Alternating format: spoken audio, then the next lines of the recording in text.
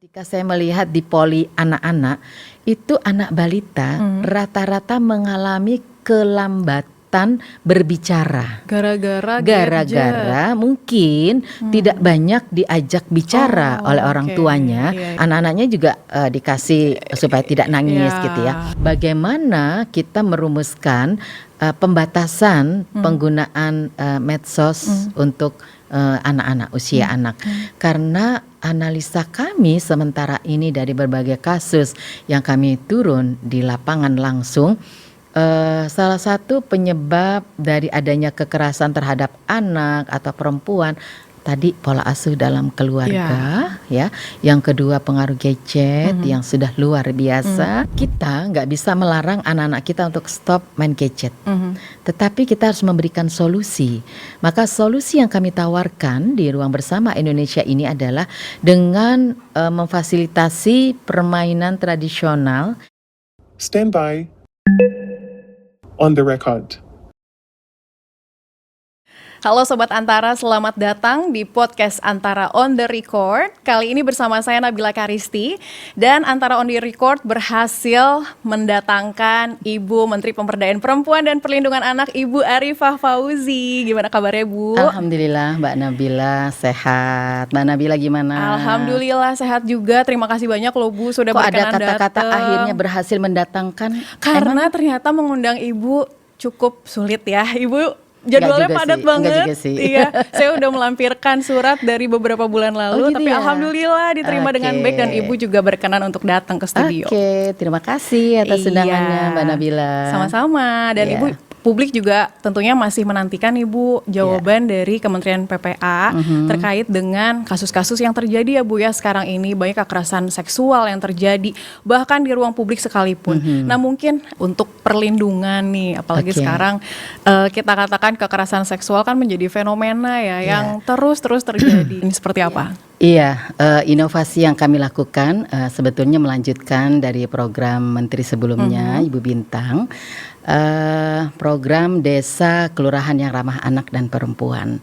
Nah, kami melanjutkan sesuai amanat Bapak Presiden bahwa harus ada kolaborasi, sinergi, dan kerjasama antar kementerian dan lembaga. Maka oleh karena itu kami meneruskan program yang sebelumnya menjadi Ruang Bersama Indonesia. Oke, Ruang Bersama Indonesia Iya. dari program Desa Kelurahan yang Ramah Anak dan Perempuan. Oke. Yang sebelumnya ini menjadi fokus kementerian saja, maka di Ruang Bersama Indonesia ini jangan dilihat secara fisiknya, tetapi lebih kepada fungsinya. Jadi kalau mau dianalogikan atau di ini kan bahwa Ruang Bersama Indonesia itu kita ingin mewujudkan desa yang ideal, yang tidak ada stuntingnya, tidak ada iya. kekerasan terhadap perempuan, tidak ada kekerasan terhadap anak, kemudian tidak ada anak-anak yang putus sekolah, tidak ada stunting, ibu-ibunya berdaya secara ekonomi, pokoknya ideal sekali gitu. Oleh karena itu kita harus bersama-sama menyelesaikan problem-problem yang ada di tingkat desa. Karena menurut kami menyelesaikan problem di tingkat desa ini lebih mungkin kita lakukan daripada kita menyelesaikan program-program di tingkat yang lebih luas lagi. Jadi kami melihat bahwa desa itu adalah struktur yang ada di masyarakat.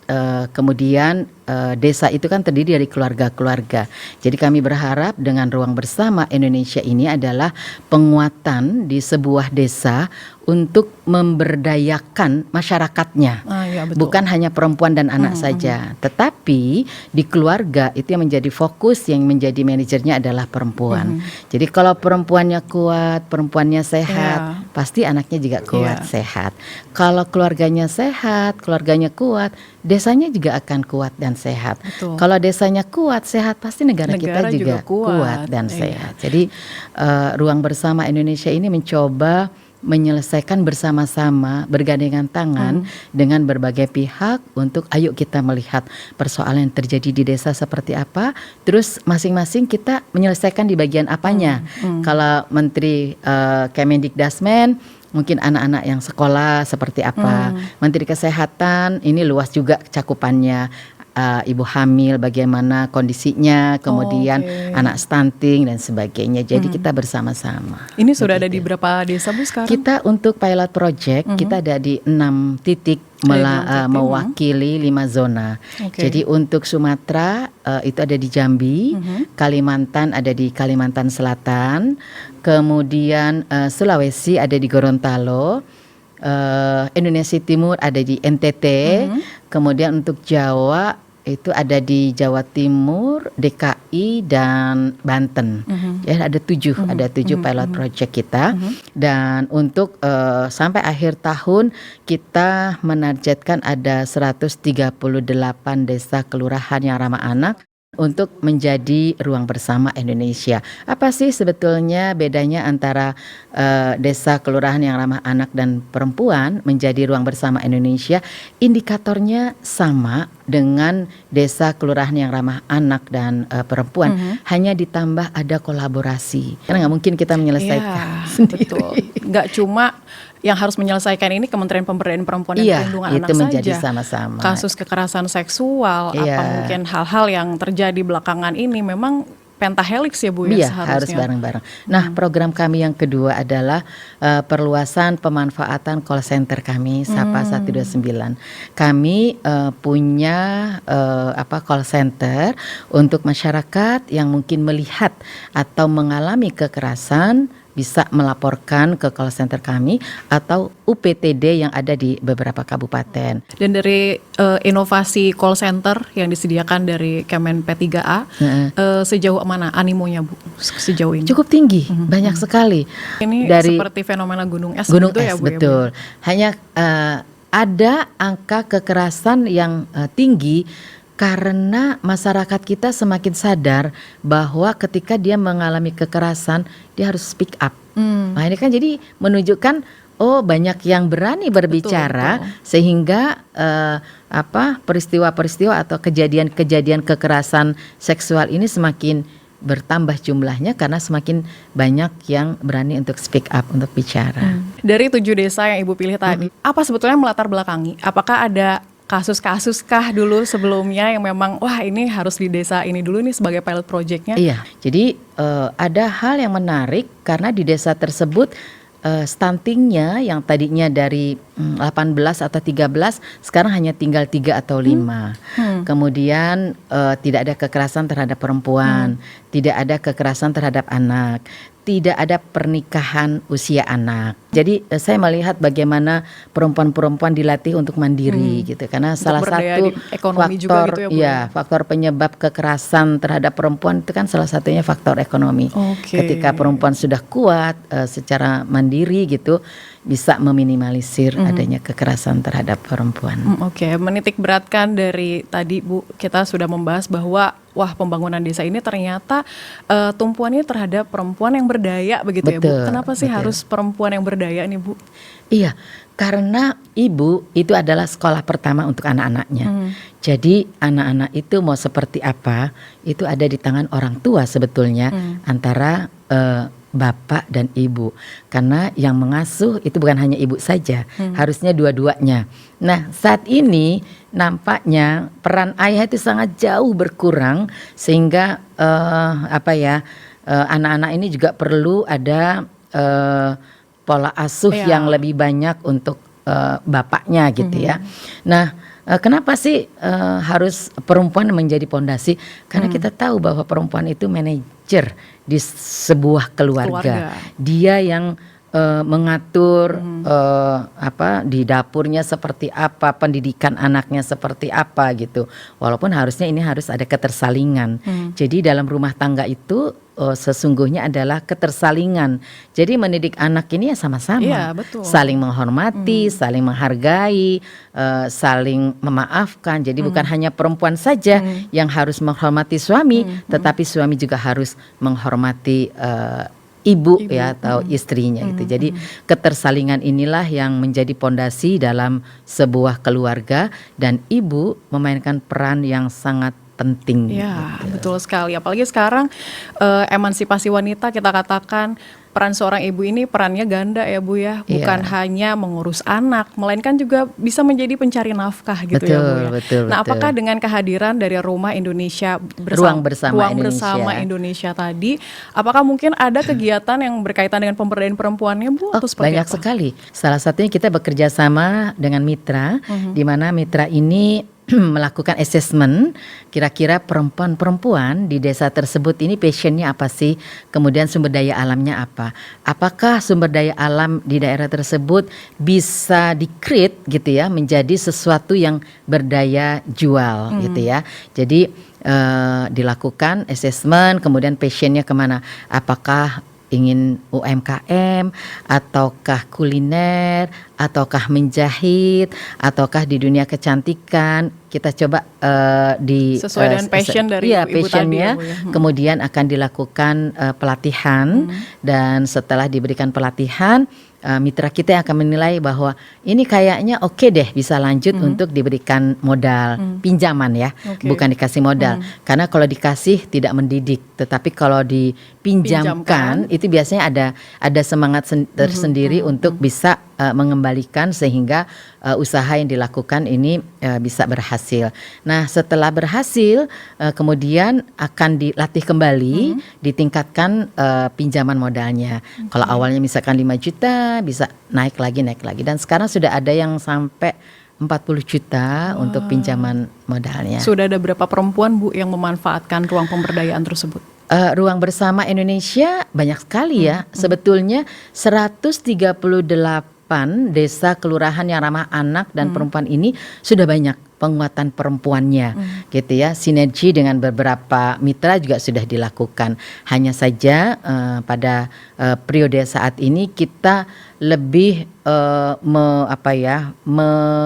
menambahkan satu kekuatan yaitu kolaborasi yang lebih banyak lagi dari berbagai elemen masyarakat. Ruang Bersama Indonesia ini ada satu tempat mungkin di sudut ya di balai desa yang kita jadikan sebagai tempat untuk mereka yang mau curhat atau ingin menyampaikan persoalan yang dialami, kemudian bisa untuk juga tempat parenting, bagaimana mengasuh anak ya supaya keluarga menjadi satu kesatuan. Jadi pemberdayaan perempuan dilakukan dalam berbagai sektor gitu. Jadi bagaimana karena mengasuh pola asuh anak sekarang itu berbeda. Ya, betul. orang tua sudah banyak yang kewalahan Iya. bagaimana mengasuh anaknya seperti zaman kita dulu kan. Iya. Kalau dulu kita sebelum maghrib untuk yang muslim ya itu pantangan keluar rumah, betul. kemudian dengan orang tua sopan santun gitu kan. Kalau sekarang enggak, anak-anak kan perlu misalkan kita larang A gitu, kenapa sih mah kalau nggak boleh, artinya kita diminta juga untuk memberikan bisa alasan. memberikan argumentasi yang bisa diterima oleh anak-anak kita, sehingga parenting itu perlu bagaimana kita bisa menyesuaikan kira-kira pola asuh yang tepat untuk anak-anak zaman sekarang ini kira-kira seperti apa sih ya. Ini betul harus menjadi perhatian dan fokus kita bersama. Dan mungkin adaptif dengan memanfaatkan platform-platform yang ada misalnya ya Bu ya. Kadang jadi ini juga kalau kita tidak bijak menggunakan platform yang ada, misalkan ibu-ibunya juga sekarang kan edik juga terhadap gadget. Betul. Anaknya biar nggak rewel dikasihnya gadget. Nah, ini ada hubungannya ketika kami hadir cek kesehatan gratis.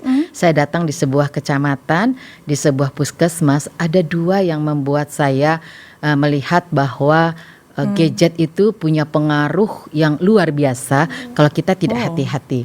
Yang pertama, dari seluruh pasien yang ikut cek gratis di puskesmas tersebut, rata-rata problemnya di mata. Jadi di problem gitu ya. Jadi sekarang Gangguan katanya kalau penglihatan melihat gitu ya, Bu, itu jadi buram. Saya tanya yang ibu-ibu nih, ibu-ibu muda usianya 35 tahun. Kenapa Bu? Ya saya kalau mau tidur tuh selalu paling enggak 2 jam.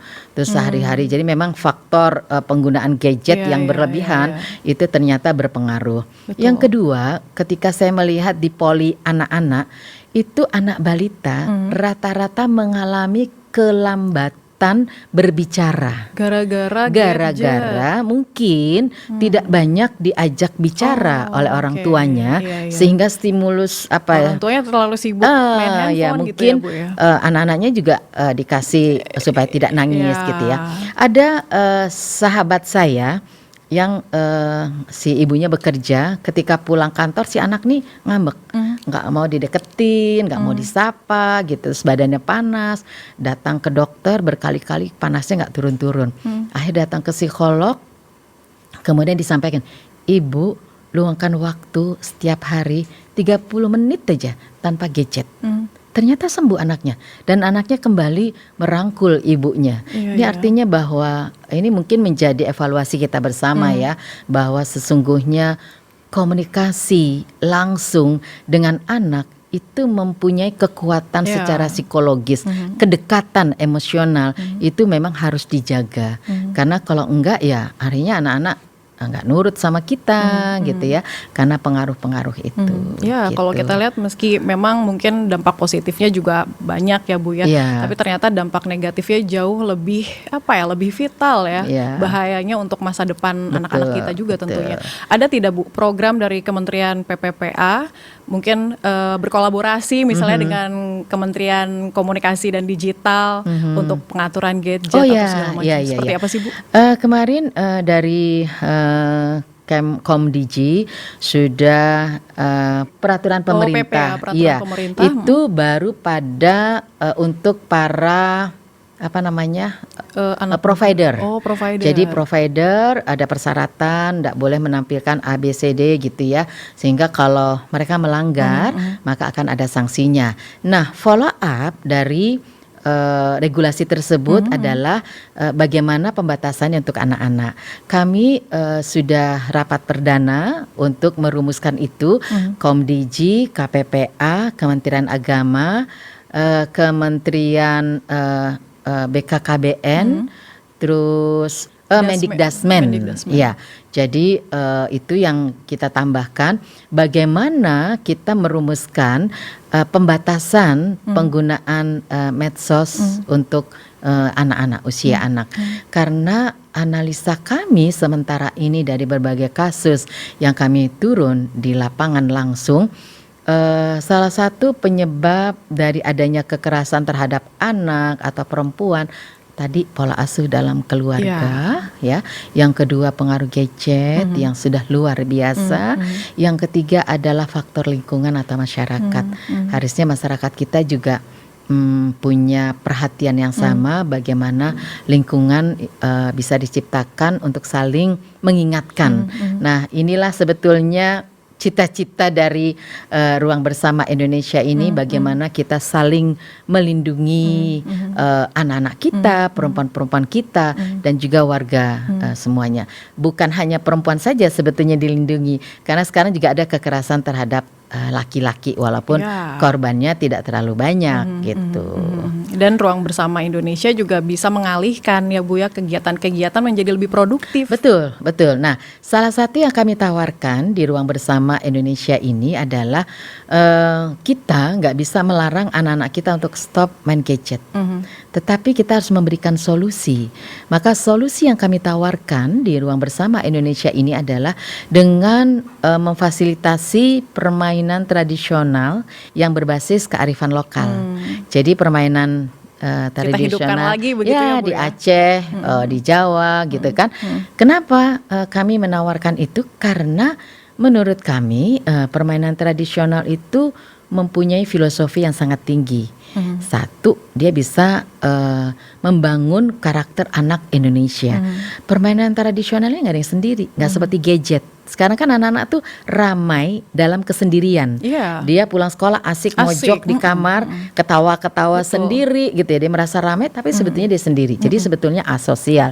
Maka yang ada dalam harapan kita sesuai dengan apa yang disampaikan oleh Mendikdasmen tentang 7 kebiasaan anak hebat Indonesia, bangun tidur, berdoa, kemudian belajar, olahraga, makan yang sehat, berpartisipasi dalam masyarakat, dan yang terakhir adalah tidur cepat. Nah, berpartisipasi masyarakat ini sejalan dengan RBI.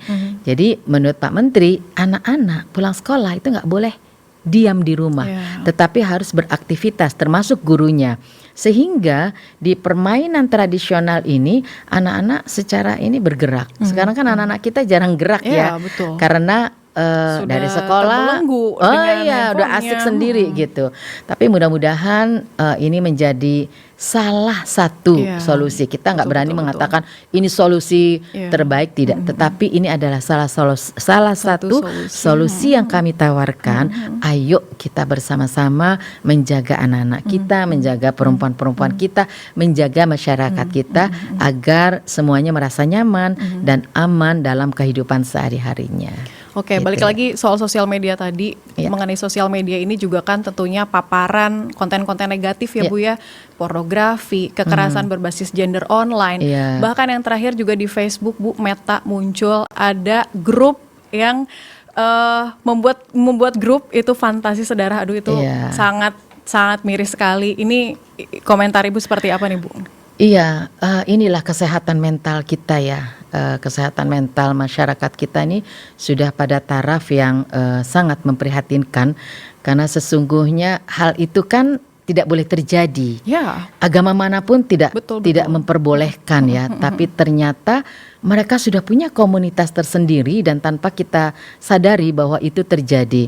Oleh karena itu sekali lagi pengawasan, pola asuh dalam keluarga itu menjadi pondasi penting dalam membangun karakter anak. Di sekolah juga iya, tetapi orang tua itu tetap pengasuh atau pembimbing yang utama dari seorang anak. Sekolah iyalah ada beberapa waktu mereka di sekolah, tetapi pondasi terutama agama ini penting. Betul. Karena pondasi agama itu terkait dengan perilaku akhlak anak. Kalau mereka sudah ditanamkan religinya, kemudian bagaimana sikap dan akhlaknya, mungkin semakin meminimalisir kekerasan, apalagi grup-grup yang dunia sudah terbalik. Paparan dari konten negatif ini sendiri juga mungkin baiknya perlu diatur dari tingkat usia juga kali ya Bu. Karena kan untuk usia anak dari 6 sampai 12 mungkin tumbuh kembangnya lebih ke bagaimana dia bisa menjadi anak yang bisa menyaingi teman-temannya di bidang prestasi begitu ya. Tapi 12 tahun, mulai 13 tahun ke atas itu adalah pembentukan karakter anak. Dari situ mulai terbentuk karakternya. Kalau dari koordinasi mungkin dengan lintas kementerian tadi, dengan Kemendikdasmen, kemudian Kemkomdigi, apakah sudah diatur Bu usia-usia batasan-batasan dari? Akan mengarah ke sana. Sekarang sedang proses. Jadi dari 6 kementerian ini ada tim yang selalu berdiskusi. Kita kira apa sih yang mau kita hasilkan, regulasinya seperti apa. Pastinya usia balita dengan usia anak sekolah SD, dengan SMP, SMA pasti ada pembatasan yang berbeda. Mungkin kalau anak SMA itu butuh informasi-informasi yang lebih up to date gitu ya, sehingga penggunaannya juga seperti apa. Beda dengan ketika masih balita. Ketika masih balita penggunaannya sebatas apa sih gitu. Ini kan biasanya kalau balita sebetulnya nggak perlu-perlu banget gitu ya. Karena itu mungkin orang tuanya saja, anak-anaknya tinggal didongengkan. Sebetulnya kalau balita itu bukan untuk melihat secara ini, tapi bagaimana dongeng orang tua kepada anak itu mempunyai ikatan tersendiri gitu. Jadi kalau hasilnya nanti seperti apa, regulasi yang akan kita hasilkan bersama dari ke-6 kementerian ini masih proses, tapi pastinya kita ingin agar anak-anak kita lebih terlindungi gitu ya, lebih merasa aman dan nyaman dimanapun berada. Dan bicara soal dongeng tadi juga saya jadi ingat masa lalu saya dulu sering didongengin nih Bu sama ibu saya. Dan ini membentuk diri saya yang jadi komunikatif nih. Saya jadi senang mendengarkan, saya jadi senang bercerita. Dan mungkin juga salah satunya di Ruang Bersama Indonesia juga kan ada dongeng juga ya Bu ya. Nah mungkin boleh cerita untuk implementasinya sendiri sekarang sejauh ini seperti apa. Kemudian skema ya Bu, skema dari pemanfaatan dari Ruang Bersama Indonesia ini seperti apa? Apakah disusun acara atau agenda rutin yang mungkin bisa dihadiri oleh seluruh masyarakatnya di sana, atau seperti apa? Karena kalau misalnya hanya disediakan bangunan saja begitu Ibu, ruangan saja tanpa ada kegiatan yang sifatnya dipush gitu ya oleh kita, ayo ikut-ikut gitu, disemangati, mungkin orang-orang juga bisa jadi ya Bu tidak akan datang, nggak males gitu. Nah ini seperti apa sih Bu? Nah, satu, saya jawab dongeng dulu. Boleh. Ya. Jadi dongeng ini Ruang Bersama Indonesia, salah satu inisiatifnya juga ketika kami datang ke beberapa kampus, kampus besar di Indonesia gitu ya, saya tanya, anak-anak, idola kalian siapa sih gitu ya? Tahu nggak dari mana? Dari Korea, dari Jepang. Saya udah tahu sih memang anak-anak sekarang ke sana larinya. Tapi kita kan punya tokoh-tokoh nasional, punya pahlawan nasional. Kita punya hero-hero. Iya, luar biasa. Kita. Bung Hatta, Bung Karno, ada R.A. Kartini, Cut Nyak, banyak sekali. Terus tokoh-tokoh nasional kita ya yang luar biasa gitu. Tapi mereka sudah tidak mengenal gitu. Sehingga kenapa kita butuh ruangan bagaimana anak-anak ini mencintai Indonesia, merasa bangga sebagai anak Indonesia karena dia punya pahlawan-pahlawan, punya tokoh-tokoh nasional yang bisa dijadikan teladan atau sumber inspirasinya gitu. Jadi ini salah satu juga kenapa kita ingin Ruang Bersama Indonesia ini menjadi salah satu solusi dari persoalan-persoalan yang dialami oleh masyarakat. Seperti apa kegiatannya? Yang kami butuhkan adalah penggerak. Seorang penggerak yang memang berangkat dari hati. Karena menyelesaikan persoalan perempuan dan anak ini nggak bisa kalau nggak dari hati. Kalau dari hati itu apapun yang dilakukan, bagaimana dia melakukan upaya-upaya yang maksimal, apapun tantangannya dia akan lakukan karena bergeraknya dari hati gitu. Jadi yang ada dalam catatan kami untuk Ruang Bersama Indonesia ini di lapangan seperti apa, itu inovasi dan kreasinya disesuaikan dengan kearifan lokal masing-masing gitu. Jadi selama ini dari beberapa kementerian sudah ada yang bertugas di tiap desa. Jadi misalkan Kemendes mereka punya pendamping desa, Kemensos punya Peksos, kemudian BKKBN juga punya, terus dari Polri juga punya Babinsa. Nah selama ini semua fokus kepada fungsi dan tusinya masing-masing. Nah di Ruang Bersama Indonesia ini ibaratnya kalau dinas kesehatan dia hanya ngurusi yang terkait dengan kesehatan, yang pendidikan juga begitu. Di Ruang Bersama ini kami mengajak semuanya, ayo kita bareng-bareng. Ibarat lidi, ayo lidinya kita kumpulkan, kita nyapu desa ini bareng-bareng. Jadi nggak satu lidi ngerjakan ini, satu lidi enggak. Tapi ayo bareng-bareng, kira-kira persoalannya apa? Kayak stunting. Stunting itu bukan hanya tentang kesehatan, tetapi bagaimana edukasi kepada si anak dan orang tua bahwa kenapa sih kok nikah harus 19 tahun? Karena ya salah satunya alat reproduksi kalau belum 19 tahun itu kan belum maksimal gitu. Sehingga nanti anak-anak yang dilahirkan adalah anak-anak yang tidak kuat secara secara gitu karena rahimnya belum kuat gitu. Itu salah satunya seperti itu. Kalau untuk agendanya berarti rutin ya Bu ya digelar mungkin untuk penggunaan dari Ruang Bersamanya ini sendiri. Iya, harapannya seperti itu.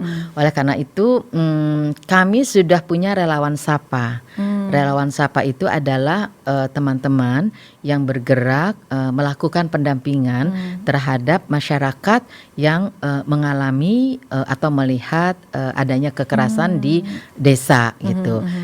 Hanya saja sekarang mereka juga untuk bisa menyelesaikan bagaimana mereka bisa merangkul teman-teman yang lainnya. Jadi misalkan kalau misalkan kasusnya seperti ini, maka pendampingan dari segi agama itu seperti apa? Kita butuh bertemu dengan siapa? Kemudian dari pendampingan secara psikologis, oke, kita harus bertemu dengan siapa. Nah, di Ruang Bersama Indonesia ini kita juga berkolaborasi dengan perguruan tinggi kami berharap mahasiswa-mahasiswa sebelum mereka lulus berharap mereka magang dulu di ruang bersama Indonesia. Oke. Jadi mereka yang punya bakat seni, mereka bisa mengajarkan anak-anak kita untuk latih main gitar atau apa sebagainya. Nah, yang psikolog mungkin bisa mendampingi masyarakat yang butuh dampingan secara psikologis. Yang jurusan hukum mungkin bisa membantu menyelesaikan persoalan-persoalan yang dari segi hukum gitu. Jadi kami mengusulkan kepada Mendikti untuk kolaborasi. Nanti ini ketika penerimaan mahasiswa baru, kami ada kerjasama dengan Mendikti untuk turun bersama-sama menyapa mahasiswa yang mengikuti ospek. Jadi pesan-pesan agar preventif, tidak menjadi korban kekerasan gitu, apa yang harus dilakukan. Ini kita bergandengan tangan dengan Kemendikti. Mungkin mengajak beberapa teman, influencer juga untuk bicara dengan mahasiswa-mahasiswa bagaimana sih cara kita menjaga diri kita supaya bisa terbebas dari kemungkinan kita menjadi korban kekerasan. Gitu. Kita punya forum anak.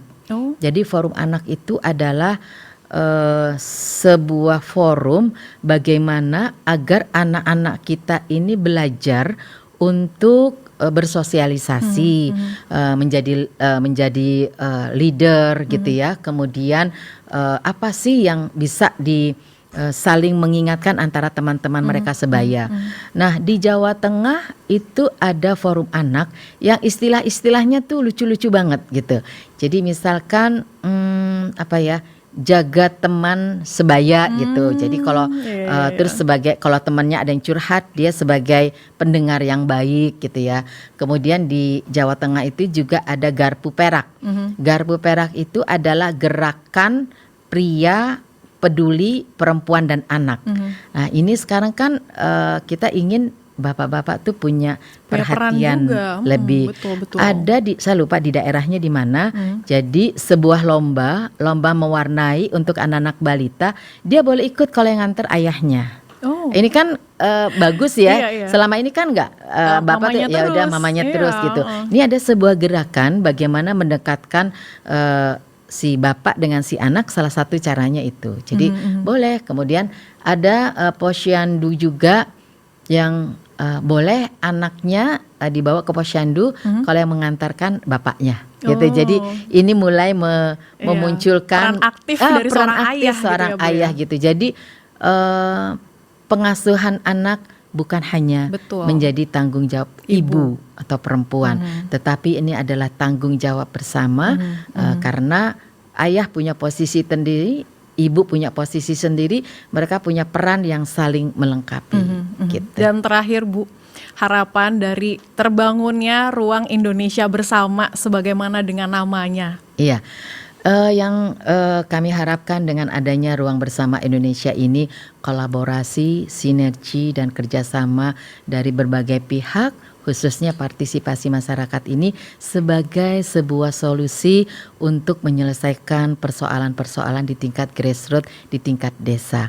Saya yakin ketika desa ini sudah kuat, karena banyak sekali contohnya sudah melakukan itu, kekerasan bisa tidak ada, stunting juga bisa tidak ada, pernikahan usia anak juga tidak ada, perempuannya berdaya, keluarganya hebat, desanya hebat, Indonesianya juga hebat. Semoga Ibu harapan kita bersama. Amin. Dan yang pasti juga bisa memunculkan empati dari masyarakat di sekitarnya ya Bu ya, untuk bagaimana memprevent kalau mungkin ada potensi-potensi terjadinya kekerasan, baik itu kekerasan fisik juga kekerasan seksual. Terima kasih banyak Ibu Arifah Fauzi, Menteri Pemberdayaan Perempuan dan Perlindungan Anak. Dan Sobat Antara, demikian ngobrol saya bersama dengan Ibu Menteri. Jangan lupa juga untuk menyaksikan episode menarik lainnya hanya di antaranews.com dan kanal YouTube Antara TV Indonesia. Saya Nabila Karisti pamit, sampai jumpa. Ibu.